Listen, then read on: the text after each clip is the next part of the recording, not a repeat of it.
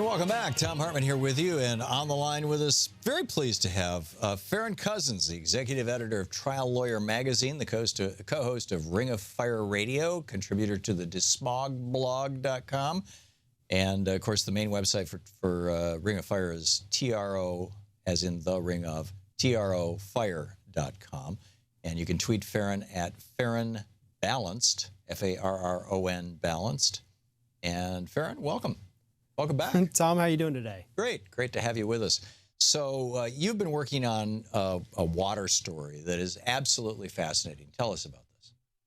Well, you know, this whole issue of the water in Flint, Michigan, you know, it's been a little over a year now, and it really finally, in United States history, put this issue at the forefront, at least for a small amount of time.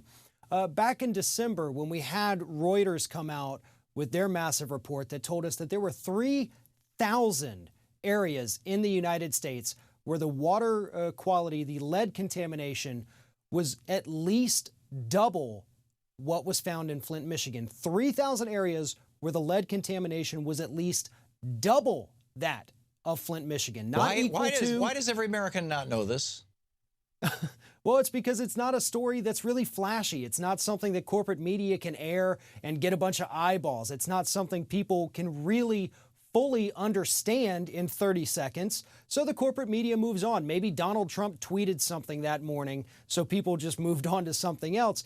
And that is a problem we're seeing right now, too. It just as an aside, a lot of these really massively important stories are getting buried because of the coverage of what Donald Trump says this morning. And yes, it's important, but we have people out here in the United States that are being poisoned every single day, every time they fill up a glass of water, and nobody is talking about it. Nobody is reporting on it. So as Reuters pointed out, we have these 3,000 areas where at least double the lead contamination of Flint, Michigan, all over the country, usually affecting poor neighborhoods for the most part. And it's across the country. It's Philadelphia, it's Cleveland, it's Baltimore, it's small towns in Texas, towns all throughout Alabama and Florida and California. This isn't a localized crisis. This is nationwide. And it's all because, essentially, we as a country are not spending the necessary money. At this point, we may not even have enough money to fix the problem of lead pipes throughout the country and water contamination. And when the two of those interact, when you have highly polluted water going through an 80-year-old lead pipe, those chemicals in the water interact with the lead, causes the lead to leach out into the water, and then go straight into people's glasses, into baby formula.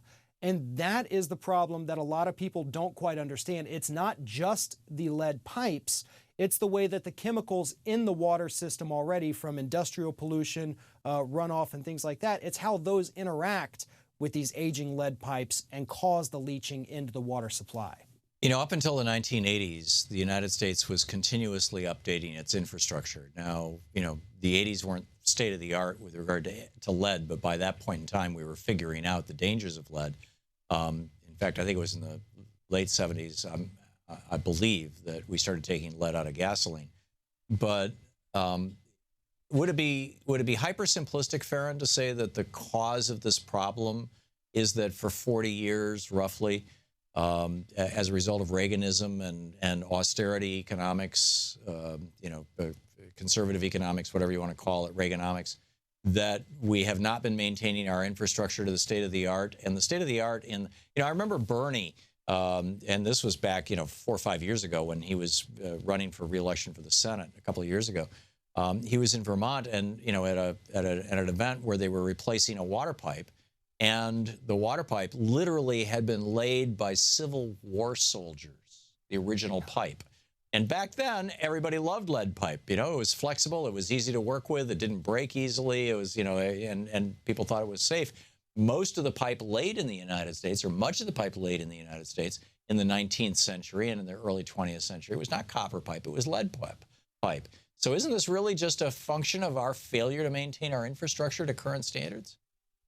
It is, and it's a twofold problem. It's not just the infrastructure. That obviously is a huge, huge part of it, but most of these studies that have been done are only looking for lead contamination. which obviously is a big thing. It causes huge cognition problems in infants and children and even adults. It alters brain development, and so that's why lead is the big focus. Stunts IQ, basically. Yeah. Yes, it does. And so even if we fix the lead pipes, though, if we got rid of those, we're still looking at the growing problem of water contamination in general, especially now that we have an administration that is so clearly hostile towards any form of environmental protection, any form of environmental regulation. So this is not a problem that's going to go away just by removing the pipes. You remove a lot of the danger that way, but then we're opened up to all new dangers in the form of mercury in the water, arsenic, and other contaminants, even from household chemicals, pharmaceuticals. I mean, we're detecting antibiotics in the water simply from the waste being processed and sent back into the water system. We have so many pollutants, so many contaminants that we can't even keep track of them. And in addition to the money drying up for the infrastructure, money is now drying up in states and cities all over this country for the lead testing.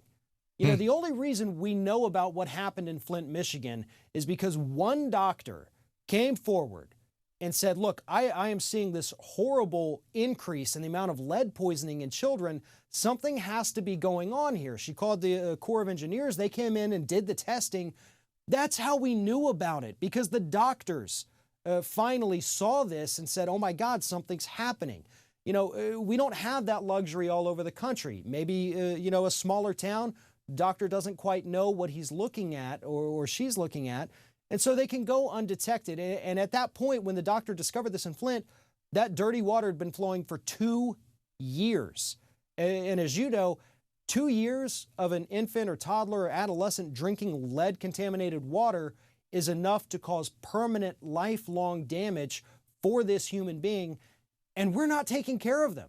I think that's the biggest problem here, is we're not taking care of citizens of the United States with something as basic as water. Right. And nobody's talking about it. Here's something, we're running out of time here, but I just wanted to share this with you. We're talking with Farron Cousins, the executive editor, Trial Lawyer Magazine, co-host of Ring of Fire Radio, and contributor to Smog Blog, trofire.com. Ann Gorsuch, the mother of the guy that was just nominated for the Supreme Court, was the administrator of the EPA from 1981 to 83. Reagan ultimately fired her because of a scandal. The scandal was that she was dialing back the lead standards. So, as a brilliant writer who pays a lot of attention to what's going on, I just wanted to hand that to you. I don't know if there's a way to connect that to this story, but have it in some way reflect on Mr. Gorsuch or not. But it's an amazing story. Farron, absolutely. Thank you for telling me Farron Cousins, trofire.com. You can tweet him at Farron, Farron Balanced. What a great Twitter handle, Farron. Farron, thanks so much for being with us today. Thank you, Tom. I appreciate it. Great talking with you. It's 15 minutes past the hour.